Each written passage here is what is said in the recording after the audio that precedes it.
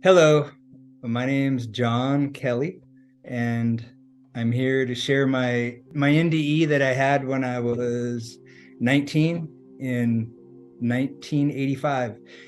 I'll give background a little bit that led up to it. A couple friends of mine and I went down to Phoenix, Arizona from Washington State, Northwest Washington, and we wanted to get jobs down there and just go somewhere else. And one of my friends had been there before. And on the way down, our truck broke down a couple of times and we ended up running out of money, fixing the truck. And by the time we got to Phoenix, we ended up running out. And then we ended up starving because we didn't have money to buy food. And we didn't have a state ID there, none of us. So we couldn't go to the food banks. And churches were telling us to get lost. So after a while, we weren't hungry anymore, a couple weeks. And at that point, when you're fasting or not eating, it was like we were blank, like not even thinking. We were looking for work, but we were just like, we had nowhere to go, nowhere to be. We didn't have any responsibilities, and we were just blank. And I got this one idea out of the blankness about the blood bank, about giving plasma. I told my friends, hey, let's go to the blood bank, because even back then I knew we get $20 each. And so we went to the blood bank and they handed us forms on clipboards and we had to read it and sign it. And it said that we had to have eaten 3 square meals a day for 7 days in a row before we could give blood. Of course, we were going to lie, of course.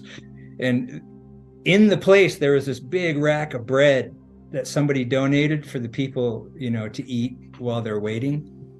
And we all looked at each other and we signed, and then we started eating. Then we got called back there and there was like 60 reclining chairs that you sit on while they take the blood. And they plugged in that huge fat needle. And within under a minute, as the blood was draining, all of a sudden I got dizzy. Like I never had passed out in my life to that point, but I felt like I was going to pass out. That's what I even thought at the time. I was like, whoa. And my head just kind of turned. I was trying not to pass out. And this guy in a white coat with a clipboard, he was way over there at the other end. And he just looked up right into my eyes. And he said, "Are you oh?" And right when he was going to say K, I was trying to shake my head no, and I just exploded out of my body. There was a combo of things that happened all at the same time. My vision, as I was trying not to pass out, started going like a blank TV channel, like those, specks. And it was getting bigger. It started from the middle. And then I heard this like Velcro ripping apart. That's what it sounded like. And as I tried to shake my head no, I exploded out of my body at an angle like that. So there was an angle involved. And my whole being went, it was like I still had a body. And I went like arc back. My last human words were, "I'm finally free." And then my whole body just evaporated. And I was flying at 1,000,000 miles an hour, like in this energy body that was like 3 different colors. It didn't have the rainbow colors, and they were specks. And it was like folding on itself like this, like as it flew like 1,000,000 miles an hour, it felt like the speed of light or whatever. And a burst of freedom just exploded within me, like in every direction, like forever. It never stopped. It was like pure freedom, infinite freedom, like amazing. And just freedom just burst like the sun shining light. And then this joy bursts with the freedom, like inside of it, boom, most likely from the freedom, like the feeling of freedom after being here on earth, no doubt. And I was still flying at an angle. And when I focused on where I was going, it was like a curiosity thing, that direction. I got a complete full being upload realization through my whole being. Everything stopped when I did that, actually. I was like, where am I going? Then everything stopped. And there was this massive giant ball, it was so huge, like the moon or something, and it was pressing on this dimension's envelope, or it was like a membrane. It was pushing in on it, And I was being reeled into that giant ball, like this entity being thing, the big me, I guess, the eternal me. And it was pushed up against the universe, like nestled into it, like pushing on a balloon. And the upload I got when I was like, where am I going? Everything stopped just before I reemerged. Most likely I wouldn't have come back if I went all the way in. But I got this upload that was me, and this was an injection of its energy into this dimension, or this into here through the membrane, and that I was being reeled back into it. Like it later on, after it's been 37 years since this happened. But later on, of course, I've contemplated it and learned a lot of stuff since then and discovered stuff. Like, I didn't meet anyone, by the way. I didn't feel any other presences. It was just the big me and me, like this part of that. So everything like shifted, and I was like in the void with no stars. It was just the void of nothing. And there was an outline of this body, and I could see these massive energy wave pulses going right through the body. Boom, boom. And it was going like this. And then part of my attention went into the body, and I was looking out its eyes, but it was more of an outline. It wasn't even a full body like here. And then my attention shifted into this body all the way, like this two separate parts. It kind of just went whoop into the body. And then I had this feeling while those puffs of energy were going through me of this pure creator power, like only knowing consciously that you are creator would you be able to understand what that feels like literally source being creator energy. Like I had the feeling of being that itself. I felt the creator power, that feeling like it was my own being, you know? I thought I heard a noise. And when that happened, the energy quit going through me, and it was way down there in the nothing. And my curiosity took me from here to here, like boop, like that, way over there. Where I heard the noise, I just transferred there. And then I heard another noise, and this time it was like it was coming up a tunnel. I could tell it was bouncing around, coming up, and then it came out into the void. And my curiosity caused me to transfer to where the noise was coming from. And all of a sudden, boom, I was floating as an awareness. I wasn't, even though I was in the blueprint, I was still just an awareness, like in a state of being. And I was floating through this white fog. It was like energy, and it was opaque. I couldn't see into it. And I was just drifting through it. My curiosity flashed me into that position, boom. And then I was moving like through it. It was like a tunnel, kind of a big one. And then I still didn't know anything and wasn't thinking and hadn't recalled my nature or my personality structure here yet. I was just in a state of being. So I was just experiencing directly. And then my being, or the energy I am, hit my right lower calf in this world. So I was in the white energy, and I drifted into the position in there that in this world was my leg. I don't know if that makes much sense, but you would get it. It's like an overlap or like a different frequency in the same spot. And as soon as my energy hit my leg, I became aware of my whole body in this world and all the people in the room. As soon as I hit my calf and I felt all that stuff, I got only 2 twangs that I had released my urine, and all the people in embarrassment, the awareness of like 60 people in there. There's so many chairs and workers. And I went, boom, and I jumped back into my body with everything I had and clamped down on everything. So I quit letting go, because when you die, you release everything. And I said, did I pee my pants? Of course, I was wearing shorts, but that's the words that came out of my mouth. There was 3 guys around me with white coats. I was like, that stuff flashed through me, but he shoved me back into the reclining chair, and he went whack and slapped me in the face and went whack. And he's like, what's your name? What's your name? And they're trained to try to bring you back to get you to focus, right? And so I was like this blank thing with its eyes open going, And I could hear clearly what he was saying, but it had no meaning to me.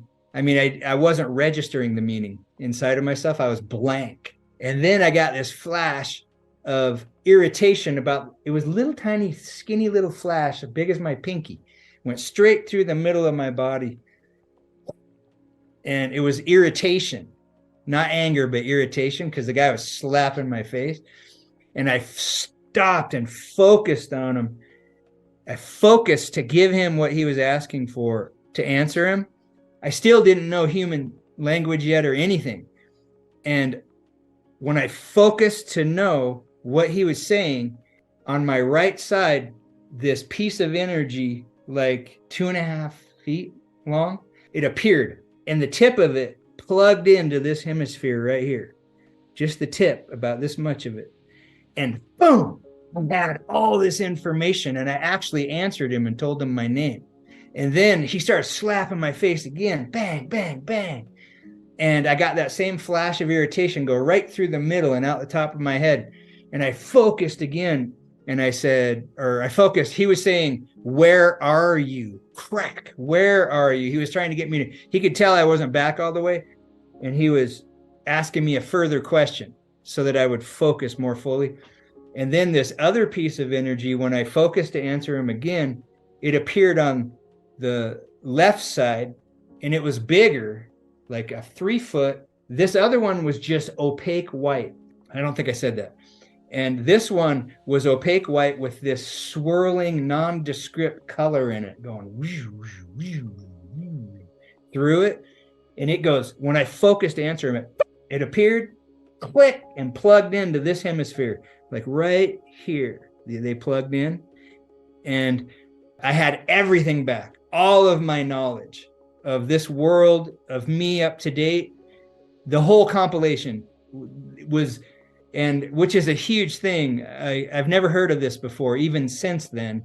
And I have researched NDEs, I did that right away at the beginning to try to understand mine. And I didn't find any like mine. Everybody met someone or something, and I had this direct experience that had no symbolic interpretation except for later when I was contemplating it. And anyway, I was laying there just kind of sort of still in the experience of everything that just happened. And 20 years later, I had taken martial arts for 6 years, and I had seen masters do supernatural stuff, like bending rebar on their hollow of their throat, like 7 pieces at once, like noodles. And then we'd try to bend them back and we couldn't even budge them.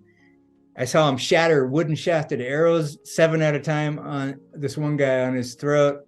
Didn't even leave a red mark. I knew that we had something with, there was more to us than met the eye, but I wasn't mature enough to want to discover it. But knowing that, and having been through training in 2 different schools up to that point, I wanted to understand what happened. And the biggest thing I wanted to understand, first of all, when John dissolved and the earth, the whole experience here just was gone, the being that I had never not been. And I wanted to understand that. Like, I wanted to become aware of that part of myself that is beyond this world. It was like an instinct, kind of. I didn't really have those words for it at the time because I didn't have that experience yet. And so I hunted for a school or anyone, a teacher. I don't care who it was. And I depth charged everyone with questions that I met for 14 months straight to see if they had some special teacher or meditation teacher or something. And I finally ran into somebody who was training at the Washington Psychic Institute in Bellingham, Washington at the time.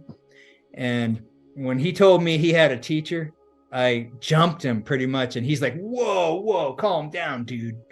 He's like, here. And he wrote down the address. He didn't write down the name. He just wrote down the address, and he said, don't tell him I sent you. And he gave me the address, and I went over there, and I went in, and I met the head dude that was the trainer of the clairvoyant students. And I started taking the healing classes, first the meditation classes, then the healing classes, and learning my energy system and learning all kinds of stuff. Everything I was looking for, I discovered by going to that place. And then I just kept learning since then.